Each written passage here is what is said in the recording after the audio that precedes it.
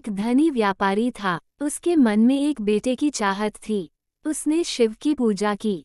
शिव जी ने उसे पुत्र प्राप्ति का वरदान दिया, लेकिन ये भी कहा कि वो पुत्र केवल 12 वर्ष तक ही जीवित रह पाएगा। व्यापारी ने और अधिक लगन से पूजा पाठ शुरू कर दिया। जब उसका बेटा 11 वर्ष का हुआ तो उसने उसे धर्म की पढ़ाई के लिए काशी भेज दिया।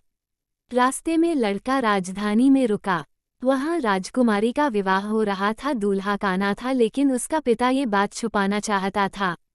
उसने व्यापारी के बेटे से दूल्हे की जगह बैठ जाने को कहा। विवाह के बाद व्यापारी के बेटे ने एक कपड़े पर सारी सच्चाई लिख दी और उसे राजकुमारी को दे दिया। इसके बाद वो काशी चला गया।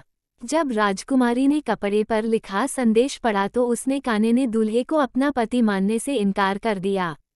व्यापारी के बेटे की प्रतीक्षा करने लगी। जब व्यापारी के बेटे की आयु 12 वर्ष की हो गई तो उसकी मौत हो गई। व्यापारी के पूजा पाठ और भक्ति से शिव जी प्रसन्न हो गए। उन्होंने उसको फिर से जीवित कर दिया। व्यापारी का बेटा राजकुमारी को पत्नी के रूप में लेकर घर आ गया।